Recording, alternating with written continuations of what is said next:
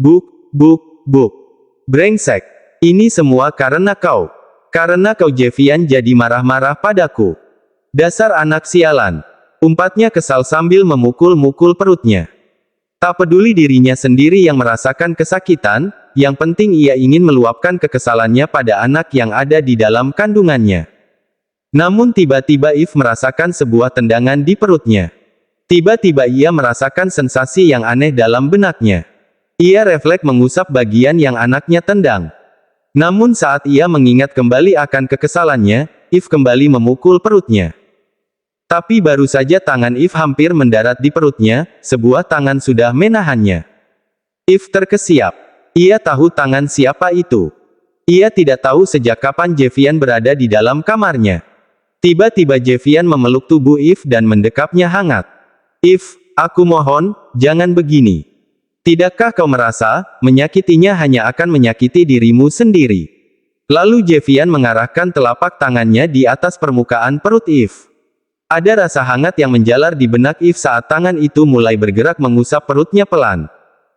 Aku tahu kau masih sulit untuk menerima keberadaannya, tapi ingatlah satu hal, mau bagaimanapun, dia tetaplah anakmu. Anak kita. Menyakitinya hanya akan menyakiti dirimu sendiri dan jangan sampai kau menyesali perbuatanmu ini kelak di kemudian hari, ucap Jevian lirih.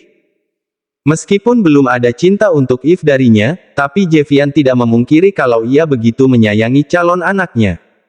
Apalagi ia sudah tidak memiliki siapa-siapa lagi. Kalaupun ia masih memiliki seorang ibu, tapi ibunya sedang berada di penjara. Ia memiliki harapan besar pada sang buah hati agar dapat menjadi pelipur laranya.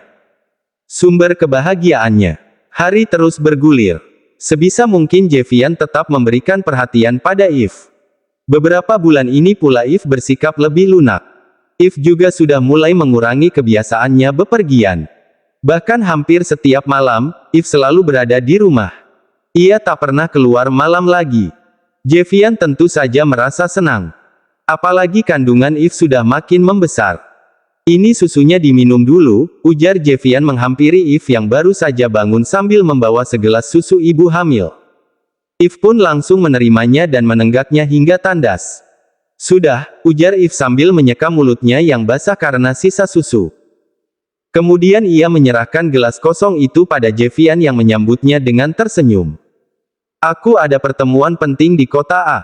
Sebisa mungkin aku kembali lagi setelah selesai. Mungkin agak larut, tidak apa-apa kan? Tanya Jevian yang mengkhawatirkan keadaan istrinya bila ditinggal seorang diri saja. Sebenarnya tidak benar-benar sendiri sebab di rumah besar itu ada beberapa maid, tapi ia tahu Eve tidak dekat satupun dengan mereka. Eve benar-benar menjaga jarak dan batasan. Ia bersikap layaknya seorang nyonya besar sehingga para maid pun tidak ada yang berani berbicara padanya kecuali hal-hal yang penting. Eve tersenyum lembut. Ia pun mengangguk. Kau bekerja saja yang tenang. Aku bisa menjaga diri. Tak perlu khawatir, ujar Eve seraya menggenggam tangan Jevian untuk menenangkan. Jevian lantas membawa tangan Eve ke bibirnya. Diciumnya punggung tangan Eve dengan lembut. Kalau begitu, baik-baik di rumah. Kalau ada apa-apa, kabari aku. Oke. Eve lantas mengangkat ibu jarinya. Oke, ujarnya seraya tersenyum. Jevian tampak sangat sibuk pagi ini sebab jam 10 ia harus segera melakukan penerbangan ke kota A. Meskipun jarak tempuh ke kota A tidak memakan waktu lama, hanya kurang lebih 1 jam, tapi Jevian tetap harus menyiapkan segala sesuatunya dengan teliti agar urusannya bisa selesai lebih cepat. Bagaimanapun, Jevian khawatir meninggalkan Eve lama-lama. Andai bisa, ingin Jevian mewakilkan pertemuan itu pada asisten pribadinya. Tapi karena pihak perusahaan yang berpusat di kota A memintanya secara langsung untuk melakukan pertemuan, ia pun tak bisa menolak. Tuan, mobil sudah siap. Mau berangkat sekarang? Tanya asisten pribadinya, Madsen. Jevian mendongak kemudian melirik jarum jam yang melingkar di pergelangan tangannya. Jevian mengangguk seraya membereskan berkas-berkas yang tergeletak di atas meja. Setelahnya, ia segera berdiri untuk segera berangkat ke kota A. Saat dalam perjalanan tiba-tiba Jevian mengingat sesuatu. Ada satu berkas penting yang tertinggal di meja yang ada di ruang kerjanya. Jevian pun segera meminta sang sopir melajukan mobilnya ke rumahnya terlebih dahulu. Namun saat mobilnya hendak berbelok ke jalan utama menuju rumahnya, tiba-tiba ia melihat mobil yang begitu familiar melintas melewati mobilnya. Dahi Jevian sampai membentuk lipatan-lipatan yang begitu kentara. Sesampainya di rumah, Jevian pun segera masuk ke kamarnya terlebih dahulu untuk memastikan sesuatu. Brak, kosong. Itulah pemandangan yang Jevian dapati di kamarnya. Jevian lantas segera berbalik sambil memanggil kepala pelayan di kediamannya itu. Aku minta kau katakan dengan jujur, apa Nyonya selalu keluar saat aku tidak ada di rumah? Tanya Jevian dengan sorot mata tajam penuh intimidasi. Jelas saja kepala pelayan di kediaman Jevian itu gelagapan. Itu, Nyonya. Bicara yang tegas. Jangan bertele-tele. Dan satu lagi, jangan berbohong. Tegas Jevian dengan raut wajah murka. Kepala pelayan itu pun tertunduk dengan wajah pucatnya. Bruk. Kepala pelayan itu pun tiba-tiba bersujud di hadapannya. Maafkan saya, Tuan. Maafkan saya. Bukan maksud saya untuk berbohong. Saya hanya tidak perlu banyak bicara. Cukup jawab pertanyaan saya tadi. Sentak Jevian dengan kedua tangan terkepal. Benar, Tuan, Nyonya memang kerap pergi saat Tuan tidak ada di rumah. Terkadang Nyonya juga membawa teman-temannya berkumpul di sini untuk berpesta, ujar kepala pelayan itu dengan tergagap. Mendengar pengakuan kepala pelayannya jelas saja Jevian kesal bukan main. Bukan ia melarang istrinya untuk bepergian atau berkumpul dengan teman-temannya, tapi bukankah ada waktunya? Dan kenapa harus dilakukan secara diam-diam? If selalu bertingkah seolah-olah ia selalu menunggu kepulangannya di rumah dengan patuh. Namun nyatanya, semuanya hanyalah kebohongan. Kalau memang demikian, kenapa kau tidak pernah melaporkannya padaku? Bukankah aku sudah memintamu melaporkan segala hal yang berkaitan dengan Nyonya? Maaf Tuan, maaf. Saya terpaksa melakukannya. Nyonya yang meminta saya untuk merahasiakannya. Nyonya juga mengancam akan memecat saya bila melaporkan kegiatannya pada Anda, ujar kepala pelayan itu seraya meringis. Ia benar-benar ketakutan saat ini. Jevian mendengkus, memangnya siapa yang menggajimu sampai kau ketakutan seperti itu? Kepala pelayan itu menunduk dalam, ia tak tahu harus berkata apa lagi. Aku kan. Kepala pelayan itu mengangguk. Jadi seharusnya kepada siapa kau lebih patuh? Kepada, Tuan. Kau tahu, tapi kenapa kau lebih patuh padanya dan lebih memilih berbohong di hadapanku? Brak. Jevian melempar vas bunga yang ada di meja ke dinding. Jevian bukannya marah pada sang kepala pelayan. Tapi ia merasa kecewa karena merasa dipecundangi oleh istrinya sendiri. Tak ingin kebablasan karena emosi, Jevian pun meminta kepala pelayan itu segera pergi dari hadapannya. Tuan Morgan mengundur waktu pertemuan karena keperluan mendesak. Jadi bagaimana? Jevian mengangguk, tak apa. Kalau begitu kau kembali saja ke perusahaan. Sepertinya, aku tidak akan kembali lagi ke kantor. Kalau tak ada hal yang penting lagi, silahkan pergi. Madsen pun menganggukkan kepalanya dan segera beranjak dari sana. Sementara itu, Jevian masuk ke dalam kamar. Ia tak akan menghubungi If dan menanyakan keberadaannya. Namun sebaliknya, ia akan menunggu If di sana. Ia ingin melihat, kapan If pulang dan bagaimana reaksinya saat melihat keberadaannya yang sudah ada di rumah terlebih dahulu. 3 tahun kemudian. Mau kemana lagi kau? Tanya Jevian yang baru pulang ke rumah setelah lembur di kantornya. Cek, bukan urusanmu, ketus If yang makin hari sikapnya makin acuh tak acuh. Bahkan setelah mengetahui anaknya memiliki penyakit kelainan jantung pun tak menggugah perasaannya sama sekali. Ia justru makin tidak menyukai anak laki-laki yang wajahnya bagai duplikat dari wajah sang ayah. Kau, belum sempat Jevian meluapkan kekesalannya, teriakan sang anak membuat Jevian mengurungkan niatnya tersebut.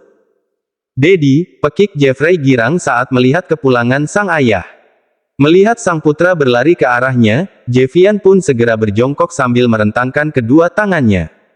Hati-hati! Seru Jevian yang sebenarnya khawatir saat melihat Jeffrey berlarian seperti itu. Bagaimanapun jantung Jeffrey tidak baik-baik saja. Dalam 3 tahun ini saja, entah sudah berapa kali Jeffrey masuk dan keluar rumah sakit. Anak yang mengalami kelainan jantung rentan mengalami kebocoran jantung dan hal itulah yang dikhawatirkan Jevian. Oleh sebab itu, ia selalu menjaga pola makan Jeffrey agar selalu sehat.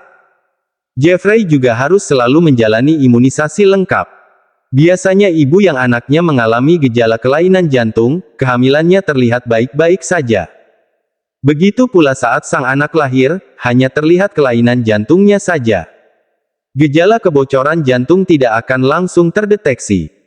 Namun seiring bertambahnya umur, gejala itu akan mulai tampak apalagi bila sistem imunnya pun pola makanan yang tidak terjaga dengan baik.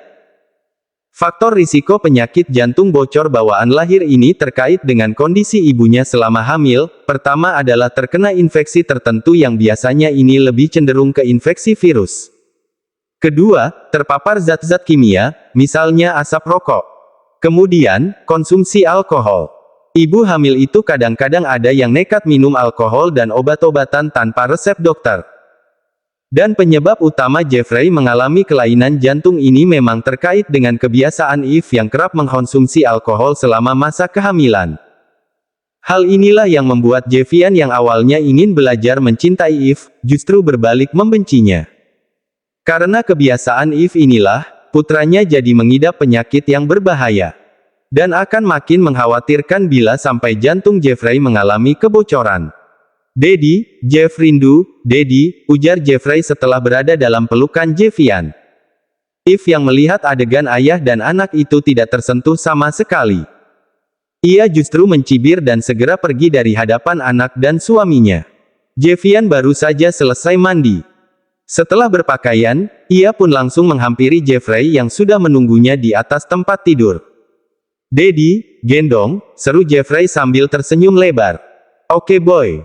Jevian pun gegas mengangkat Jeffrey ke dalam gendongannya. "Langsung tidur, oke." "Sudah malam," ujar Jevian sambil mencubit kecil cuping hidung Jeffrey.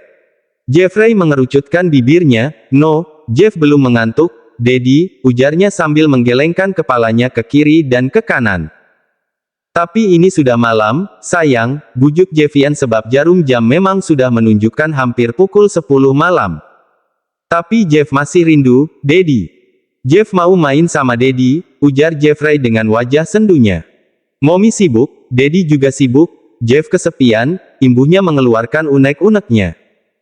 Jevian lantas membaringkan tubuh kecil Jeffrey ke atas ranjang di kamar bocah 3 tahun itu. "Kan ada Sus Laura. Tapi Jeff maunya sama Mommy dan Daddy. Nanti akhir pekan kita jalan-jalan, bagaimana?" "Really?" Jevian mengangguk. "With Mommy." Jevian sebenarnya ragu, tapi ia menganggukkan kepalanya. Ia akan mencoba bicara dengan Eve. Meskipun ia tak akur dengan Eve. Bahkan sudah 3 tahun mereka pisah kamar, tapi tetap saja mereka adalah orang tua Jeffrey. Tumbuh kembang Jeffrey adalah tanggung jawab mereka berdua. "Yepi yepi yeyai. Thank you, Daddy. I love you," seru Jeffrey senang. "I love you too, boy." Jevian yang sedang mengerjakan di kantor tiba-tiba melihat ponselnya berdering. Dahi Jevian berkerut saat melihat nama pemanggil di ponselnya adalah Suster Laura. Suster Laura merupakan pengasuh Jeffrey sejak bocah itu masih bayi. Suster Laura yang sudah berusia 40 tahun, memiliki dedikasi yang tinggi terhadap anak-anak sehingga itulah yang membuat Jevian mempekerjakannya. "Ya ada apa?" jawab Jevian. "Tuan, tadi Nyonya mengatakan ingin menjemput Jeffrey sekolah. Tapi sampai sekarang Jeffrey belum diantar pulang," adu Suster Laura yang khawatir atasannya marah saat mengetahui sang anak belum pulang juga. "Apa?" seru Jevian. Lantas ia melirik jarum jam di pergelangan tangannya yang sudah menunjukkan hampir pukul 3 sore. "Apa kau sudah menghubungi Nyonya?" "Sudah Tuan, tapi tidak diangkat." "Cek," Jevian berdecak kesal. "Baiklah. Biar aku yang mencoba menghubungi Nyonya. Tolong kabari bila Jeffrey sudah diantar ke rumah." "Baik, Tuan." Panggilan pun ditutup. Jevian pun gegas mencoba menghubungi Eve, tapi panggilannya tak kunjung diangkat. "Cek, sialan. Sebenarnya kau bawa kemana anakku? Awas saja kalau terjadi sesuatu pada Jeffrey." Aku bersumpah takkan pernah memaafkanmu. Desis Jevian dengan rahang mengeras. Ia benar-benar khawatir dengan keadaan Jeffrey saat ini. Apalagi tidak pernah sebelumnya Eve memedulikan anaknya, lantas apa motif Eve sampai menjemput anaknya dari preschool tempatnya bersekolah. Sementara itu, di sebuah hotel, ada seorang anak kecil yang kebingungan mencari keberadaan sang ibu. Tadi ia datang ke hotel tersebut dengan sang ibu. Bahkan ibunya sempat mengajaknya makan siang di restoran hotel tersebut dengan temannya. Namun tiba-tiba saja sang ibu menghilang entah kemana. Anak kecil yang tak lain adalah Jeffrey itu pun kebingungan. Ia melangkahkan kaki kecilnya ke segala arah hingga tanpa sadar ia sudah berada di pinggir jalan depan hotel tersebut. Cuaca yang begitu terik, ditambah ia belum sempat tidur siang sebab sepulangnya sekolah, ia langsung diajak sang ibu pergi membuat tubuh kecilnya kelelahan. Nafasnya menderu. Dadanya mendadak terasa nyeri. Jeffrey memang tidak boleh kelelahan sebab dapat memicu sakit di jantungnya. Kaki kecil itu melangkah tanpa arah. Ia ingin menghubungi sang ayah, tapi ia tidak memiliki ponsel. Dengan wajah merah padam, Jeffrey terus melangkah. Tanpa sadar, kini kaki kecil itu sudah melangkah ke tengah jalan. Namun tiba-tiba dadanya makin terasa sesak. Kaki kecil itu akhirnya tak mampu lagi berjalan. Ia terjatuh di tengah jalan, di saat bersamaan terdengar desit ban mobil yang direm paksa berhenti tepat di hadapannya. Jantung Jeffrey berdegup begitu kencang. Mata Jeffrey tiba-tiba menggelap. Perlahan, kesadaran Jeffrey pun menghilang. Yang di saat bersamaan ada sepasang tangan yang menyambut tubuh kecilnya. "Nak, hei, bangun!" Seru seseorang yang sudah menangkap tubuh kecilnya. "Nyonya, bagaimana keadaan anak itu?" tanya sang sopir khawatir. Ia terkejut saat melihat sesosok anak kecil tiba-tiba di tengah jalan saat mobilnya sedang melaju. Untung saja kecepatannya tidak begitu tinggi jadi sang sopir bisa langsung mengerem mendadak dan berhenti beberapa senti tepat di hadapan anak itu. "Momdre, ada apa?" seru seorang anak kecil yang baru keluar dari dalam mobil. "Anak ini pingsan. Luke, tolong antar aku ke rumah sakit." "Aku takut anak ini kenapa-kenapa," ujar sang nyonya yang sudah meraih Jeffrey ke dalam gendongannya. "Nyonya, biar saya yang menggendong anak itu." "Bagaimana kalau kandungan Anda?" "Aku tidak apa-apa." "Ayo, buruan," seru perempuan itu. "Arkes, cepat masuk," seru perempuan itu pada anak laki-lakinya yang seusia Jeffrey. "Baik, Momdre," jawabnya yang segera ikut masuk ke dalam mobil. Setelah memastikan sang majikan dan putranya serta Jeffrey masuk ke dalam mobil, sang sopir pun segera melajukan mobilnya menuju rumah sakit yang ada di sana.